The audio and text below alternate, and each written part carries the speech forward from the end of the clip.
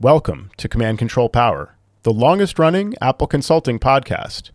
This is Joe, your host and co-founder.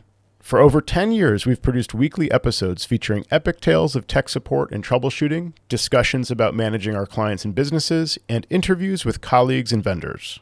Our weekly podcast blends thought-provoking discussions on hot tech topics with solutions and anecdotes from the field.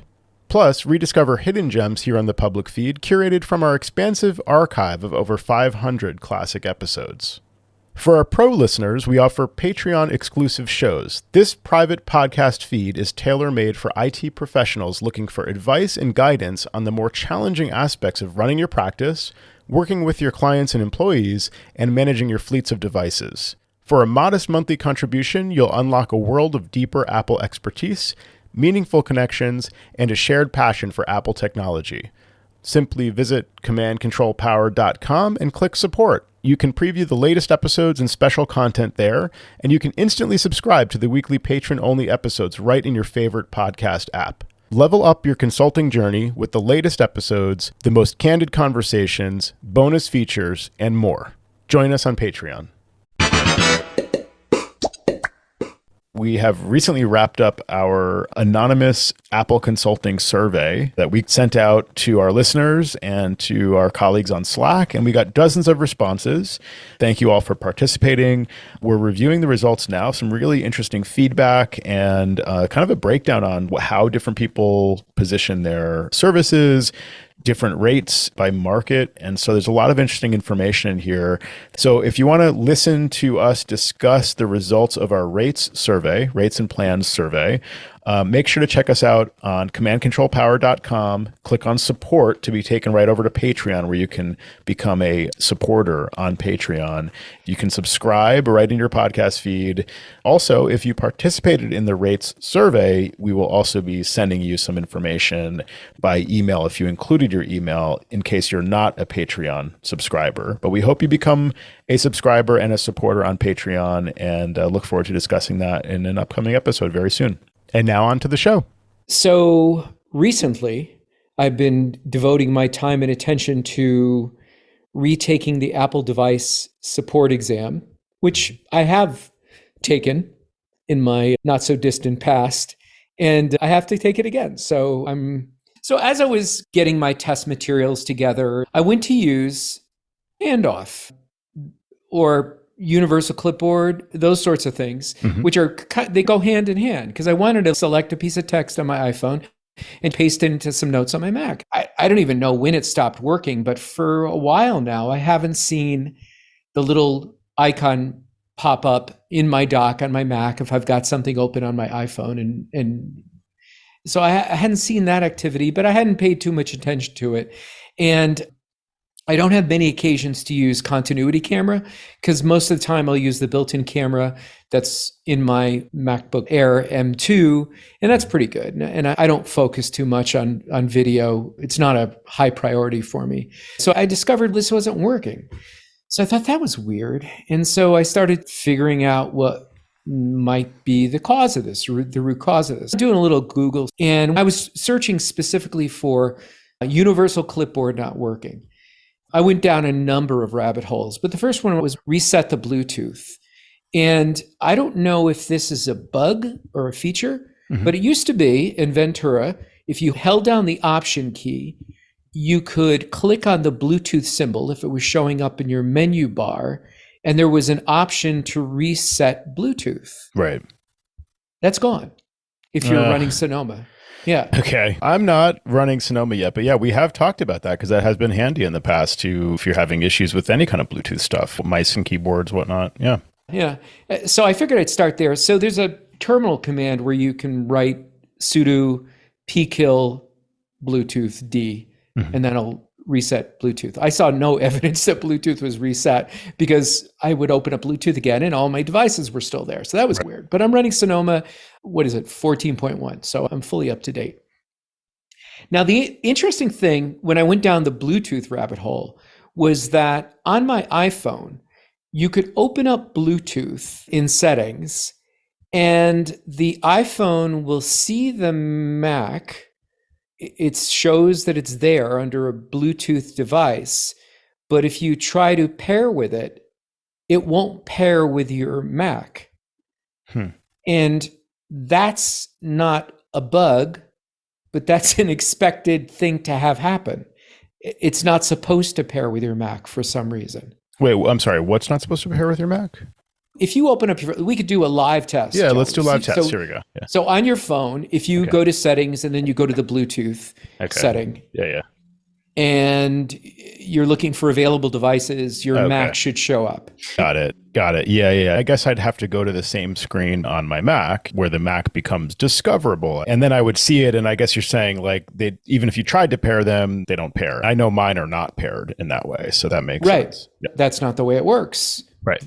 And they must have good reason, but I don't know. So onward with my story. So running that terminal command, I don't really seem like I reset Bluetooth, but I've still got nothing. I looked at continuity cameras. So I opened up FaceTime and my phone was not an available camera that I could use for FaceTime. And I know it was there at one point when I was running Ventura. So at some point this was working. So that was really odd. And I was doing Google searching around and stuff like that, not really finding much. And so I decided I'm going to reinstall Sonoma. What could go wrong, right?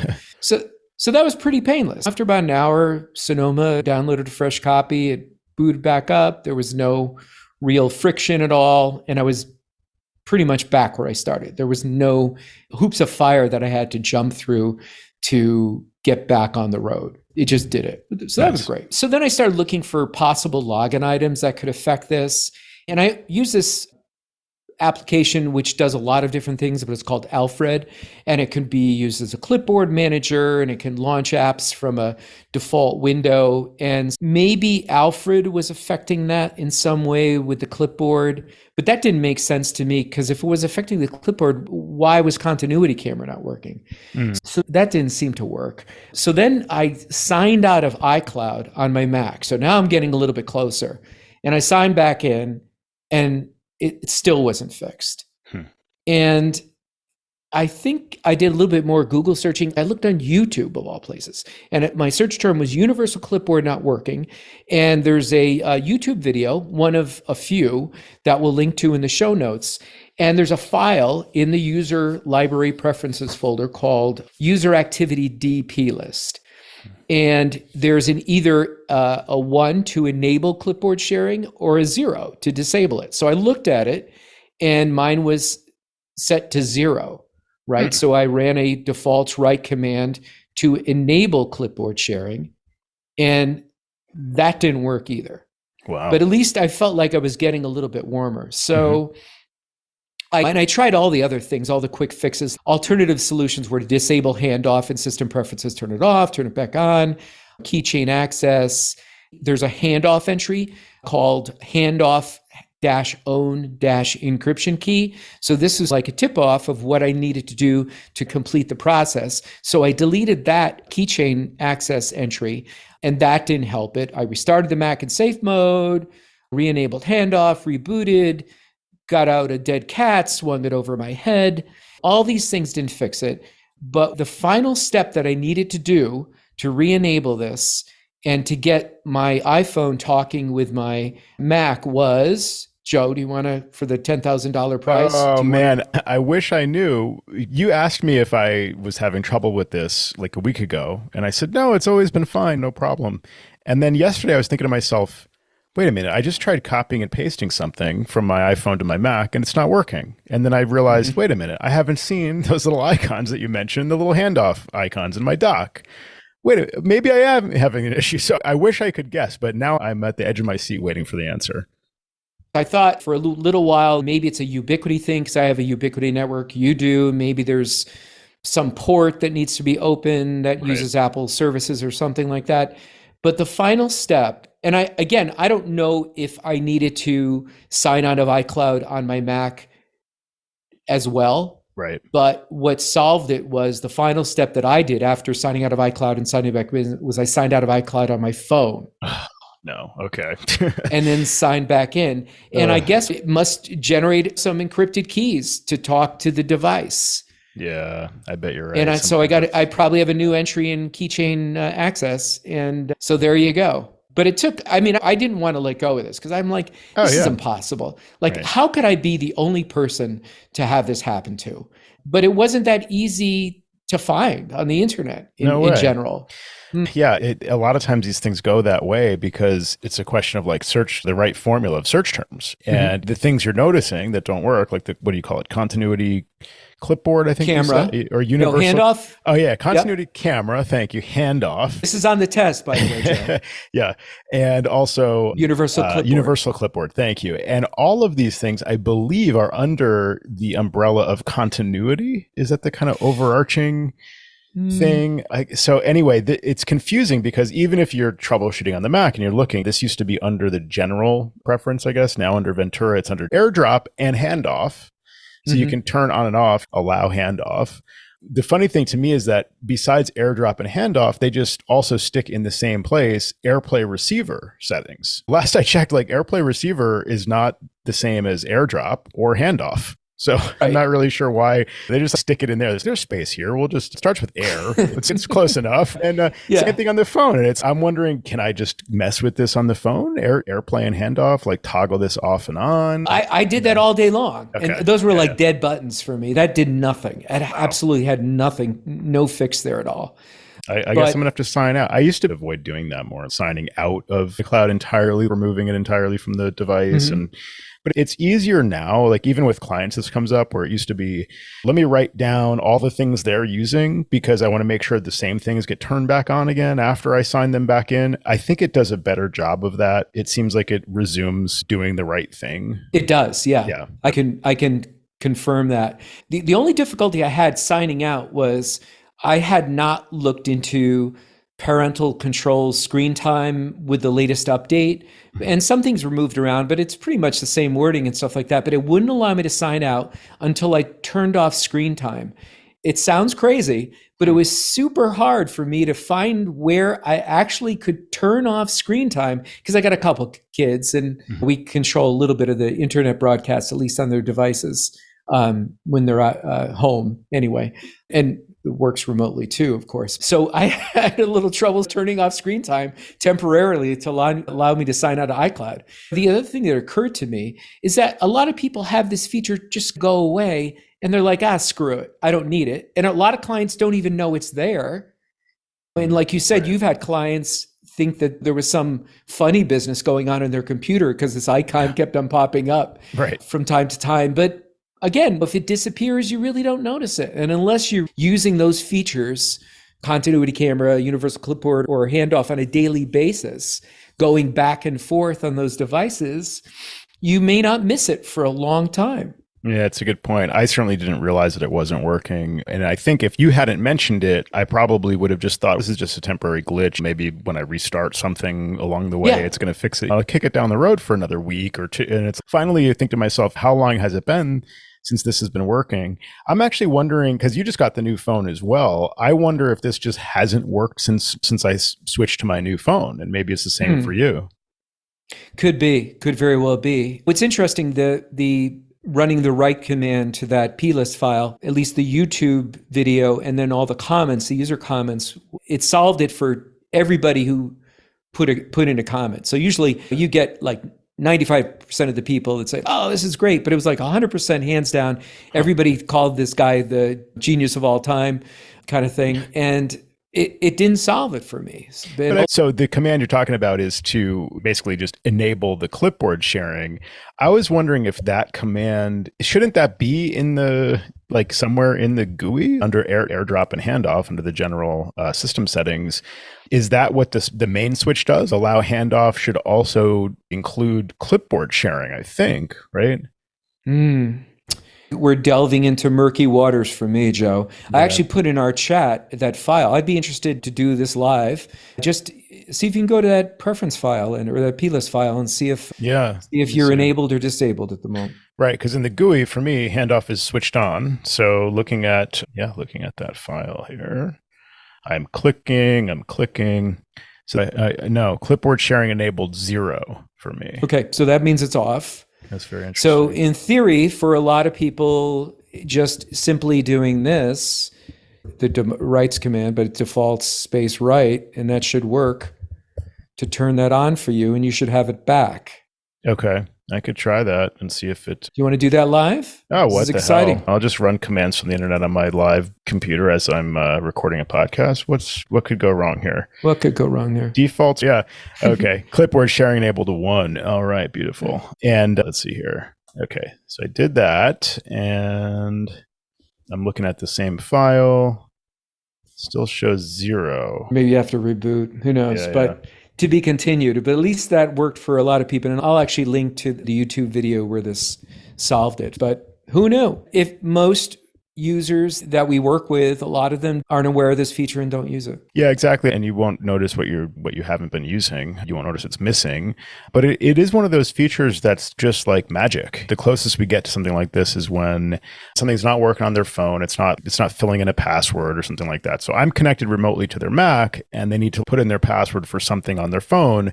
And then I'm on their Mac. I'll copy the password from passwords in Safari or wherever. And they'll paste it. I'm like, okay, go ahead and tap again. Great. You see paste. Okay, tap paste. And they're like, wait, what? How did that happen? And so you're like David Copperfield. Yeah, exactly. They're like, how'd you do? I'm like, you can do that anytime you want. You just basically just do what makes sense. Like you copy on one, you paste on the other. There's no like weird little quirky ways of enabling that or something. It should just work. And it generally does the right thing. When you copy something on one, you paste on the other, it's like it knows what your intention is there. So it generally works pretty well, but yeah, until it doesn't and you don't know what you're missing. I was playing around with an iPad, and this is the other continuity feature where you can move the mouse to the edge of the screen and then it pops over to like your iPad that's sitting next to the computer. And what's that called, Joe? That's on the test too. Oh man. All right, you're putting me on the spot here. Okay, wait, let's see. You could Google it. Universal Control? Yeah, I believe that's it. Is that right? Okay, that's from memory, so Okay. it might be okay. It might be in good shape for this crazy test here. But yeah, there's a way to turn that off. I'd be hard-pressed to find it here as I'm telling this story, but it might be under desktop and dock or one of these things where basically it's, do you want that to happen when you move the mouse to the edge of the screen? And you can turn that off, which I did because the first time it happened, I'm like, oh, now that I have an iPad and it might be in the same room and I might be doing something with it, I don't want that to happen randomly when I'm working with a client or something. Yeah, but it's good to know this stuff is out there and generally should just work. And if it doesn't, good old sign out, sign back in sounds like it's a good solution to that one. So you do have an iPad?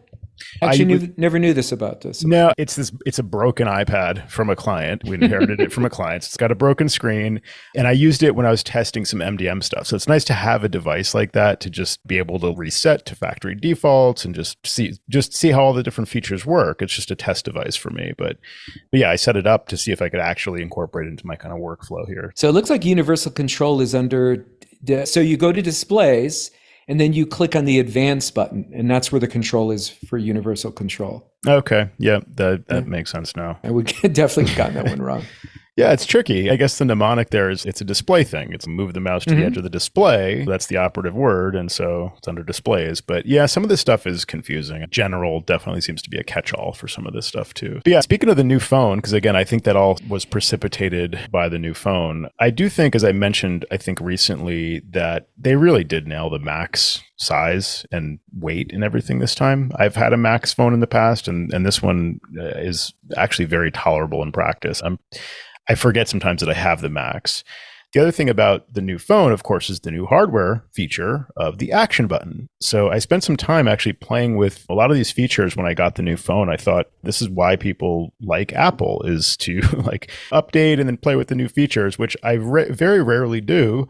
I not only played with the action button, I've also played with the focuses and different lock screens and things like that, customizing those different features. It's fun playing with different widgets and whatnot.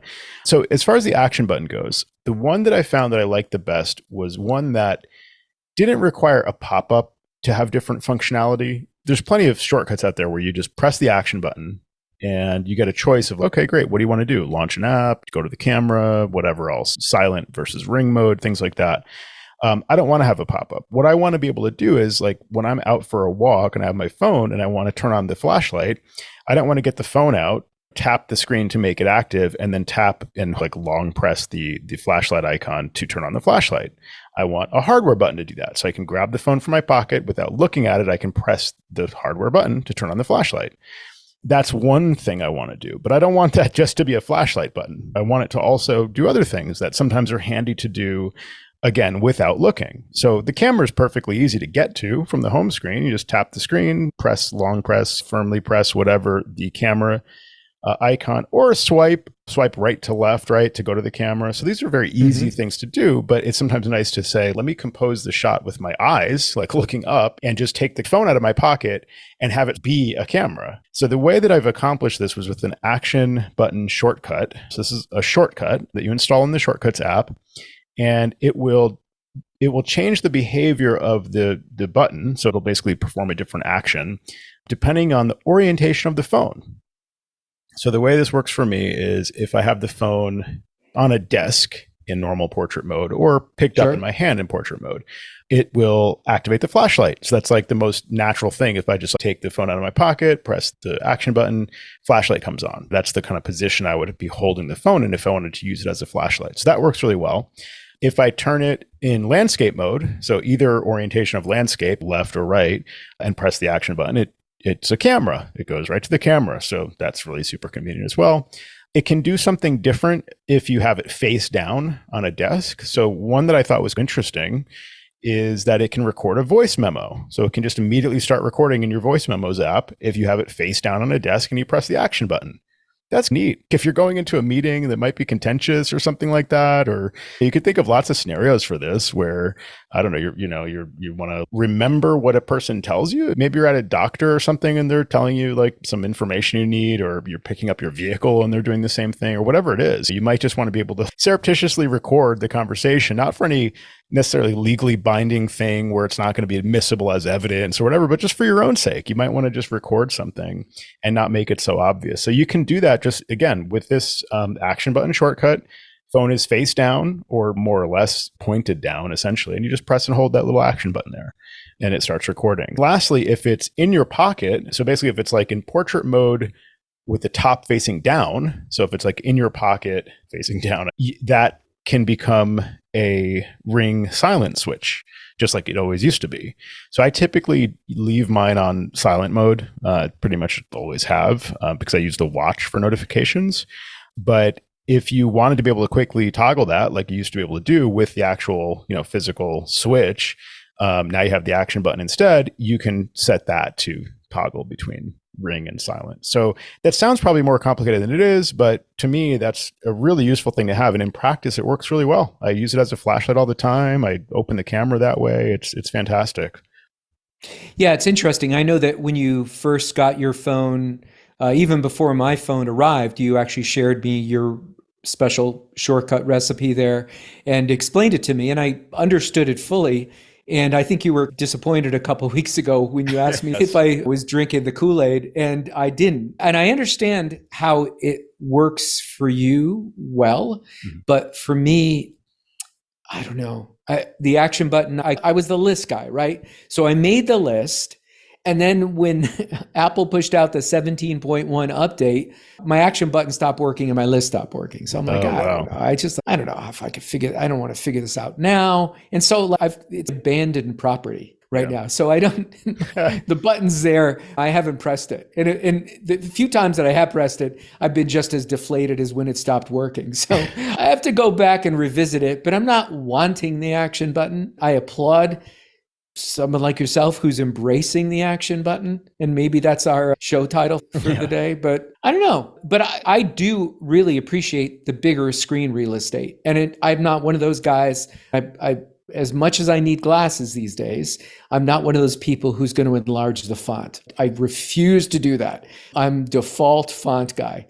I'm hanging on to the last vestiges of youth, clinging to them, kicking and screaming. I'm not going to boost anything up in terms of the pixel size, just having a little bit more room. But I appreciate the beauty of the larger screen. And my wife's got the 13 Pro, and I have to pick it up once in a while if moving it around or picking it up for a moment and thinking it's mine. I look at it, I'm like, this is dinky. Like, this is, what is this? But I don't really notice it being that much bigger, but I really do appreciate it for when I'm looking at pictures or when I'm just at my home screen or when it goes to the lock screen. I've got that changing all the time. And I really like it. You're right. Weight is not an issue at all.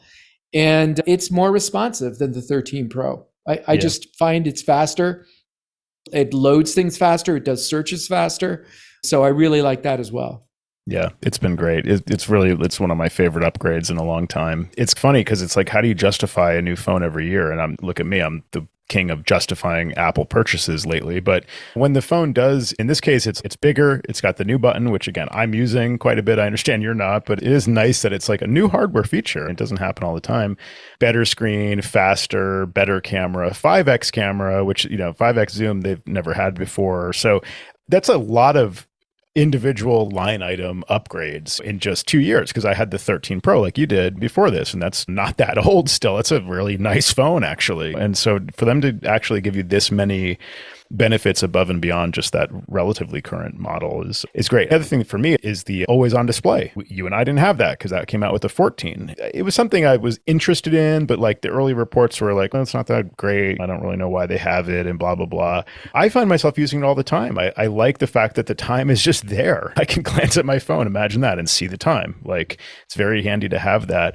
Also, the widgets on the lock screen that always display as well. That's very handy. And some that only show for privacy reasons when you tap on the screen. So it's just like at a glance, that stuff is all just right there, ready to go. So I find all that stuff to be very compelling. Of course. Yeah, so that's interesting because when we last chatted, you told me that you turned that off, and that's what I did too. I had turned it off, but if you're using it now, I may have to reconsider and turn it back on. I like it on the phone. I turned it off on the watch because I didn't find it that useful on the watch, where like most of the widgets and things are disabled until you actually like turn it toward you or tap on it or whatever. Sam's defense of that feature on the watch was something like, then it always shows the time. I'm like, oh, that's a good point for a watch to be able to glance and see the time at least. But I just, for whatever reason, didn't like the always on display on the watch, and I've kept that turned off. But on the phone, it has been useful to me, so I would recommend it.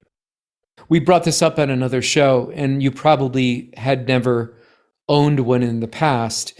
But do you think if Apple updates the little magnetic battery pack that you could slap on the back, do you think you'd get that for your Pro Max? I don't think I need it at this point. Maybe it's just because it's brand new and the battery life is so good. It got better with 17.1, and it probably will still get better with the next update, because the first couple of updates sometimes they're still fixing bugs or whatever, doing extra logging and things that use the battery. So this is probably not even the best battery life that this phone will have. And so for the next year or so, I think it's going to be fine in any kind of practical terms for me, but maybe down the road, I'd get that little battery pack. I think that is a nice model for the reasons we talked about, although it's interesting that John Gruber, as I pointed out, gave the example that it's actually really useful in the old version where it charges with Lightning, because it can allow you to actually charge your current USB-C iPhone using a Lightning cable by having that little battery pack on your phone. Stick the battery pack on there, charge the battery pack using Lightning, and it passes through the charge to your phone. So that's something that it might be beneficial to have that additional option as a way to charge your phone. But the new one would have USB-C on it, and you could just use, if you didn't want to use the magnetic charging, the passive charging through the coils, you could just plug it in that way. I think if they go that way, then you could charge your AirPods with the USB-C as we move forward. And it would be neat if they had a little feature where you could place your watch on top of that and charge it. Yeah, it's a good point. I know. I'm just thinking like having the old model with Lightning might be preferable to the one with USB-C, because you'd have that additional option. You could, because the thing is, you could also charge the battery pack using the USB-C cable into your phone. Like, it actually reverse charges the battery pack from the phone if your phone is plugged into USB-C. So the old one actually has more features. Yeah, or you could hook up through Lightning a DVD burner, and you could burn DVDs from it too. It's probably That'd true. Be good. Yeah. We're gonna get that question from a client that they missed the phones with the DVD drives. I actually had a client reach out to me the other day, and they were coming up with their solutions for transferring some data from an old Mac, and they wanted to start burning things to DVD. No, you didn't. You just don't want to do that. It's so wrong. It's like you're skipping forward in time to 20 years ago or something, 15 years ago. We kicked this around offline for a little bit, and we were going to actually talk about it on the show, and it looks like we might just touch on it. But I had mentioned to you that I had a client who was looking for, he had to hand off some storage, like 3 or 4 terabytes worth of photographs to an institution because he was retiring and he wanted a solution for that. He didn't say this, but I did, with some redundancy. And then he needed something for himself because he's still using a Drobo. And I put it out there on Slack today. And of course, we know about the G drives and the LaCie drives that you could buy in RAID 1. And that's something that existed almost 20 years ago. And it doesn't seem like there's many competitors that are getting into this market now because, as Mike Bombick said a couple shows ago, everybody is surrendered to the cloud. That's where their data is going to be in the future. And no one wants these local storage solutions. So it's just an interesting point that as we move forward, there's going to be less solutions for us for local storage other than network attached storage. And that's still a very much up-to-date viable option. But for people who are looking for direct storage, look at Promise. I guess Promise is still in business. Yeah. Are they?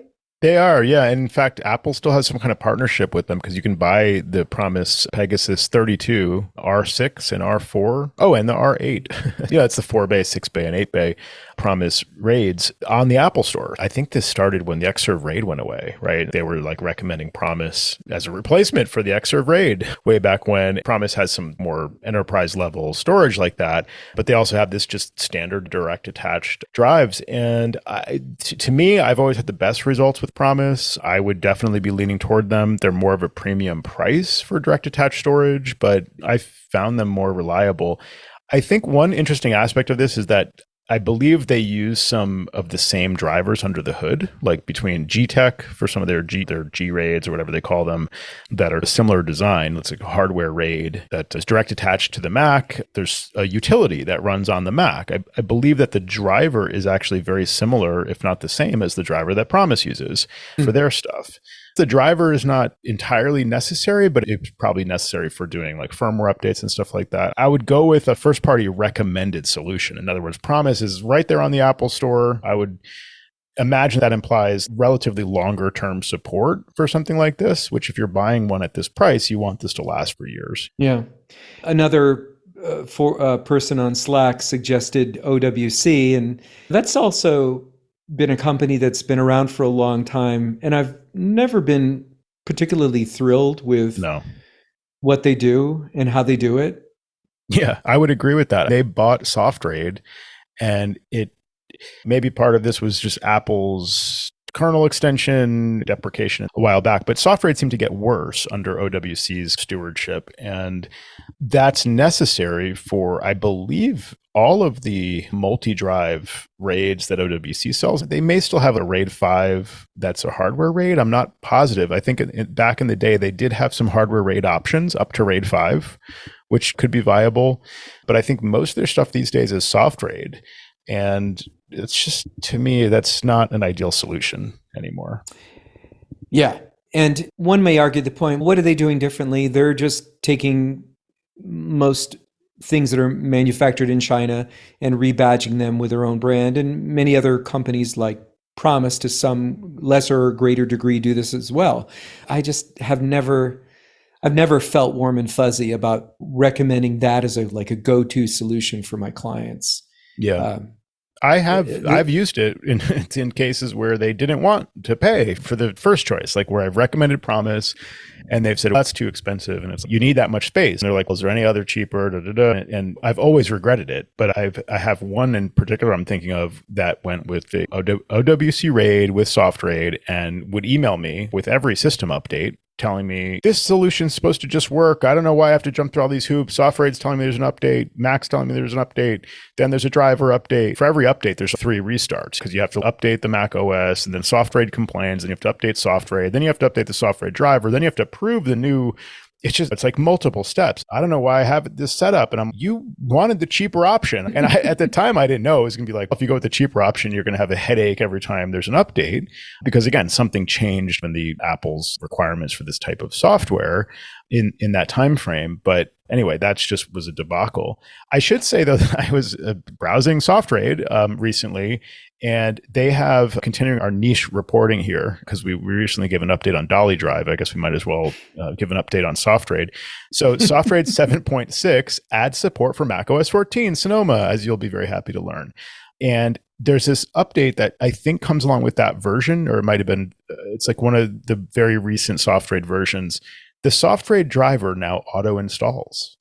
So all of the complaining I just did about how you have to jump through these hoops and approve the driver and all this stuff, I think SoftRaid or OWC finally has some kind of agreement with Apple where when you connect a SoftRaid volume, it automatically installs a driver, something like that. And it's also pre-approved by Apple. That's a nice new feature to know about. It should make that whole process much more easy to maintain in practice. It's the full driver, full speed, not limited features or anything like that. But of course, then you can install the application to actually have insight into what's going on and control over the RAID. But yeah, the driver part at least is handled much more easily. Yeah, sounds like this is a ringing endorsement for OWC products, Joe. Take it all with a grain of salt because, again, I don't look at them as the first choice. And maybe this will change. Maybe Promise may say, hey, we're getting out of the direct attached storage business at some point, and OWC may be ready to pick up the slack. I don't know. But yeah, it's certainly much more of a niche, as you said, like Mike Bombick said recently, people are getting used to just renting space. Can I give you a credit card and now I have more space? That's what we've come to rely on. Yeah, and they're comfortable with that. We haven't really experienced in this country any kind of a major outage that's lasted for any length of time where the internet went down completely. Right. I don't even know if that's possible anymore. We've had power grid issues throughout the United States from time to time where people have been without power, but I don't know, maybe that day will never come, but we're highly dependent on it. Doctors' offices everything is web driven these days and nobody's running their version of Mac Practice anymore. Yeah. And backing up with Dolly Drive, right? I know. It's a good question, like philosophically. I was probably the last holdout among our group here as far as the cloud goes. And I had my server. I was hosting my own mail for a long time, as you joke about sometimes, and also running a server for our company data. It was being stored locally and available over VPN and stuff. Now I've been using Dropbox for several years for that stuff. And it's just way easier. I don't have to maintain anything, deal with hardware, worry about security. I let Dropbox worry about that stuff. And for me, that works. Now, one of the benefits of that is I can actually have it synced in full to some of my computers or whatever, so that there is offline access. Because to your point, yeah, what happens in like a grid down situation or widespread internet outage, whether it's with a specific cloud provider or just total systemic failure of something internet related or power related or whatever, this happens during wartime in countries where communications can be disrupted for an extended period of time. And if you need that to find a copy of a file that you need or a photo of an ID or something like that, you may be out of luck without being able to get online unless you have it all synced locally. So it's still a valid question, I think, to be wondering, like, how much do we want to rely on cloud, storage versus like cloud syncing, which I think is great to have if you're okay with the security implication. In this particular use case that I mentioned when we first started talking about this topic, it's actually for a school head who did all the photography, and he's retiring, and he's taking the whole 20 years of his tenure there and handing off all those pictures, and in some cases video, but mostly pictures. And so what do you do with that? You can't just say, oh, we're going to put that in Dropbox. You have to get it in some physical form to pass it from guy A to guy B. Yeah, the sneaker net. Yeah. Yeah, it's interesting. I'm dealing with a client now who I've talked about on the show that held out for a really long time with their last server upgrade. We were recommending for the last 4 or 5 years ago that it's time to replace the server. And before the pandemic, we were thinking about on-site storage, so Synology, obviously, to have network attached storage so that everybody in the office, who was like 20 people, would have the fastest possible access to all the space. Then, of course, things changed and we were looking at cloud storage instead. And they went with a totally different recommendation, as I've talked about on the show before, where it's like basically Azure cloud storage per se. It's not a server, it's just like a chunk of storage space. So anyway, they're finally now taking our advice. This connecting over Azure VPN client to this remote cloud storage thing and having our internet connection be interrupted and having the VPN drop and having it be slow even on a good day and all this stuff. They're finally like, oh, actually, let's go with what you recommended like 2.5 years ago. And so we're looking at the process for doing this because, like you said, this is huge amounts of data sometimes. So how do you get it from person A to person B, or in this case, like an old one cloud storage solution to another? It's just small enough, basically, where I think what we'll do is use an external drive, direct attached storage connected to a Mac, and use it as the host machine to clone the data from the old quote unquote server to the local storage Dropbox, which will then essentially upload it to Dropbox at that point. And then we're pre-staging it that way so that then everybody can just cut over to Dropbox as soon as it's fully. So that's your solution in 2023. You're not speccing out another Synology for them at this point. You're just going to have them use an enterprise version of Dropbox. Yeah, exactly. They're distributed enough where it doesn't make sense to have. So you could do a similar thing where you have a hybrid solution with a Synology. So if we had, I don't know, several people, let's say, in the office every day, or when there's extra busy or whatever, where it made sense to have the local storage, then we could do that with the Synology. And then also, I always forget the terms because they keep changing, but sync something, cloud sync, cloud share, drive sync, drive cloud, Synology's method. Just combine some of those words and you'll probably find out what I'm talking about. It's Synology's thing where it will sync the server, like a folder on the server, to your local machine for faster access. And I think you're using that in different places, right, Jerry? I was. This is a client that's recently parted ways with MacWorks, which is fine because I talked about them, I think, on a Patreon show where they just weren't open to engaging and they were paying their monthly fees and rolling along with their 8 and 10-year-old machines. And they were doing the Synology solution for their Dropbox, which is called Synology Drive. And thank you. That works fine and was working fine. And we just handed them the keys to the Porsche. Nice. Or it's actually not a Porsche. It's now a vintage Porsche. So it's like a Boxster, an old Boxster or something like that. And have at it. That kind of solution that you're describing is one thing we considered for this client. And again, going back to the days before a lot of things shifted remote, they had 20 people in an office showing up for work every day, just the old-fashioned way.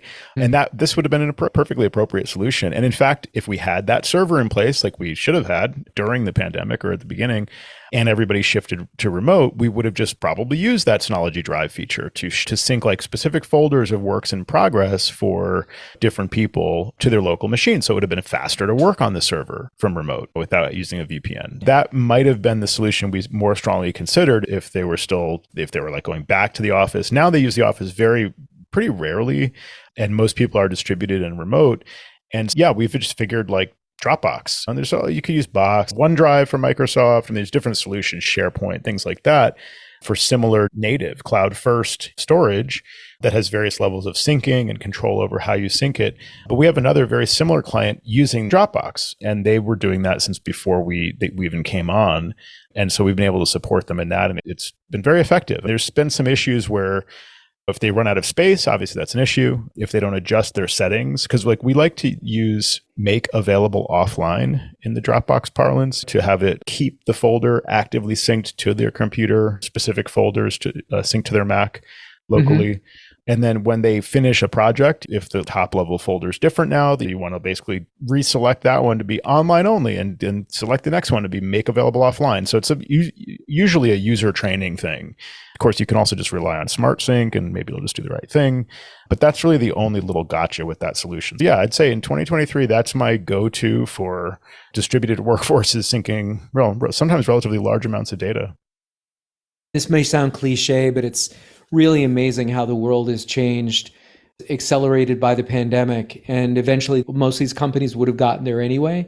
But that whole old business model of people, like you say, going into work was completely thrown out the window once everybody was working from home and nobody ever came back. Totally. In a lot of instances. It's just a different world. Yeah, we've talked about it here before with just switching to a lot of remote. I've always worked remotely to some degree, going back to the days of Mac Helpmate 20 years ago. And It was always in my mind and also just in practice secondary. It was like, if I can come to you, that's better. And if it's a quick thing, maybe I'll talk it over on the phone and just provide some guidance for a short call or something like that. And then during the pandemic, it was obviously we're just going to do everything remotely. It's a forcing function to go through that process of being, let's see just how much we can do remotely. Whereas in the past, we were resisting it. And just like companies were resisting allowing people to work remotely. It's a silver lining having gone through that and getting to where we are now, where I just had the conversation with a client today who was saying, potential client referral. And she said, now, do you have a place I can come to you? I imagine that's cheaper than if you come to me. And I said, better yet, we do most of our work remotely. And she said, oh, that's great. That would work great for me. It's actually appealing to people now to work that way. So yeah, it doesn't sound ludicrous. Right. Exactly. So as we wrap up the show, Jerry, I just wanted to just relay this fantastic little poem that a person from a marketing company personally wrote me as part of their marketing. So they said to me today, hello, Joe. I tried to reach you a few times with no luck. So I wrote you a poem to say goodbye. Here's the poem. Timing can be a mischievous sprite, and alas, mine seems not quite right. No marketers needed in your forthcoming plans, but if that changes, do give me a chance. Imperfect rhyme at the end there, but I appreciate the effort. Signed, Lisa. This is after a series of emails back and not even back and forth. Yeah, your good friend Lisa. Exactly. Lisa wrote me a poem. She's written me multiple emails. I was going to say it's back and forth. It's not back and forth. It's really just forth, where she writes me and saying, hey, do you need any help with marketing? I ignore it and move it to junk or archive or something. Another email. Hey, just making sure you saw my email. Who are you again? Like these emails you get, it's, oh, you must have missed it. I know you're busy. It's, you don't know me. This is a dead end email address for all. It's just you're taking some liberties there with your assumptions about how like our rapport that we have with each other. I'm like, who are you? It's just funny. But the poem, I think you've seen more of these than I have, but I just thought that was such an interesting way. It's like a last ditch effort to just, I don't know, communicate your humanity at the end there. Like maybe you'll appeal to me as like someone who appreciates the effort and writes back, don't give up, keep me on your list. I don't know. It's like a bad breakup where people are grasping at straws to still make the connection with you. I love Chat GPT, and I figured, I don't know if Lisa used Chat GPT, but I went to Chat GPT immediately and I said, write me a limerick about Joe receiving a poem that was a spam email. Right. So in seconds flat, we got this. Joe got a spam email so bold, with a poem in tow, it was told. Lines were quite neat, but the plea was a cheat. So Joe hit delete and controlled. I love it. It's so good. Yeah. That's amazing. This is the war of the bots. It's like this poem versus her poem. You could just point them at each other and go back and forth all day. Well, just as we were about to hang up, you asked me to check one more time to see if this solution of yours worked for my lack of Universal Clipboard. Oddly enough, I think it did work. That command I ran earlier in the show, just blindly from the internet, relayed from you, did in fact change Clipboard Sharing Enabled to 1, meaning true, in this little P list for user activity D. And sure enough, it just after a wait, I just tried it here as we were getting ready to wrap up, and I was able to copy from my Mac and paste on my phone. And I'm now testing from copying from my phone, pasting on my Mac, and it works. Is Handoff working? Can you see that? That's a good question. Is continuity camera working? Well, I don't know I never use continuity camera. Yes, Handoff is working. All right, great. And just open up FaceTime and see if your phone's there as a camera source. Yeah. Well, let's see. Or should I just do it in Zoom or something? Because we're in Zoom right now. Yeah, it shows iPhone 15. Nice. Yeah. Okay, so that was an easy fix for you. Yeah. So we'll put that link in show notes. Again, it was from a YouTube video from some guy. And yeah, who knew? I get all my advice from some guy on YouTube. That's it's great when you find those solutions. I actually can't believe that it fixed Handoff too. That doesn't actually make any sense to me. It took me all afternoon to hunt this down. So you gave me that command and I did it. I entered that command. I checked to see that if that file had updated, and it had not updated, like within the 30 seconds or something of the command. I think I quit. The trick about quitting that CF prefs D process and using Activity Monitor. Do you know what I'm talking about? No. So like in 10.14 or something like that. This is on the test too. I think that's one of the questions. Go to Activity Monitor, view all processes, and just do a search for CFP. There's several of them. There's like one for each user, I guess. There's one for root. There's other users that are hidden in there, Dial Assist and Software Update and whatever, but they all have a copy of this process running, CFprefsD. And the one that's owned by your user account actually controls the plist. So, okay, remember the good old days when you would update a plist by either just delete the plist and let it reset, or, run a defaults write command like you gave me to update a plist. And how do you get it to read the plist? Just quit the app and reopen the app. Easy, right? Well, this changed at some point, like 5, 6, 7 years ago. And, now this CFprefsD thing basically like reads the contents of all the plists, holds them in memory, I guess, doesn't update all the time. So like, I think the way you get it to update, if you change the actual file, like, so the defaults write command changes the file, and then you actually have to quit the process, quit that CFprefsD using Activity Monitor, or probably, a command line command or something, to basically just quit that process. And your system will automatically respawn that process because there's some kind of, what do you call it? Like a monitor on that. And it will, like a health check, whatever that term is, and it'll just relaunch it. And then when it relaunches, it's reading the new contents of all this stuff. So that. See, now I'm going to get this question right. This is why I listen to the show, Joe. And this is why I'm a Patreon subscriber, even though this isn't a Patreon show. I just want to support you guys because you got a lot of good information.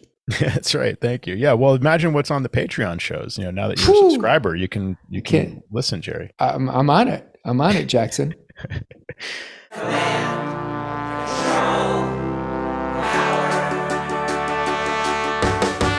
Jerry does his voices of customers of all kinds. Am I on the cloud?